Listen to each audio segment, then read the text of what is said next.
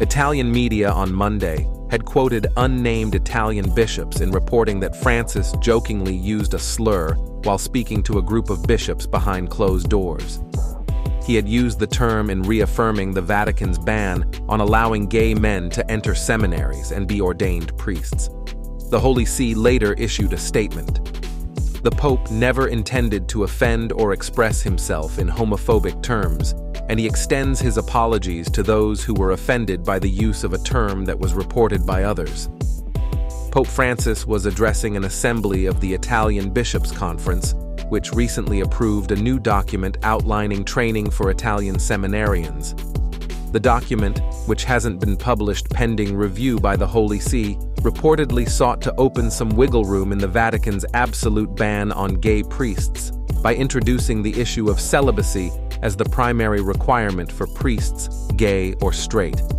Let's take a look at how the internet has been responding to these comments made by Pope Francis. Some Catholics have fully supported the private comments made by the Pope. Twitter user Pope Respecter stated, "He was always based. He has been saying similar things since he was a bishop in Argentina." Another user, Luis 1776, stated, "Finally, Pope Francis is coming around." It seems that there's a base of Catholics out there that believe Francis is sticking to the traditional Catholic teaching on same-sex relations as found in the Bible and Catechism. It's unclear whether these comments represent a change of heart for the Pope, or if he's held these beliefs throughout his career. Other users, while not disapproving of the comments, see this story as bad for the Church.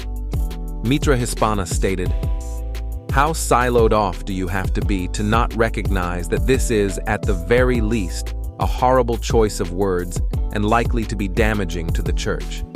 This opinion seems to be popular amongst Catholics that are concerned about the reputation of the Church. They want to take a softer approach so as not to alienate anyone or ruffle too many feathers. Many believe that the exact opposite is true, that the more honest and open the Church is about their traditional values, then the more people want to join the Church. There are many Catholics that see these recent comments as disingenuous, or that the Pope is strategically trying to contradict himself. User Lewis Bragdon commented, "This is an intentional leak to try to balance the Pope's image following the Fiducia Supplicans heresy debacle, and everyone is falling for it." Father Dave Nix stated, "Peronism is when a leftist plays both sides of the fence in order to bring fence riders to the left. But part of that Peronism is to occasionally play to the right, all in order to intentionally deceive." These comments made by the Pope come on the tail of his 60 Minutes interview, in which he made even more national headlines. He made a pretty definitive statement indicating that women cannot be ordained as deacons in the Church, and he also clarified his comments regarding the controversial Fiducia Supplicans document. It's possible that this could be some sort of strategic manipulation, but it may also be the case that the Pope is finally clarifying his positions on otherwise confusing statements that he's made in the past. Time will tell what direction he continues to go in the future. A third faction of Catholics seem to support the recent comments made by Pope Francis, but they're upset that he apologized. Twitter user The Architect stated, "And then he backpedaled by apologizing. Guy just cannot commit to a side." Another user, Steve Pontiac, said, "I think he got it right. No apology was required." A lot of Catholics were refreshed to see the Pope take a more traditional approach to same-sex behaviors within the Church. In his apology, he didn't acknowledge that he actually said any of the comments attributed to him.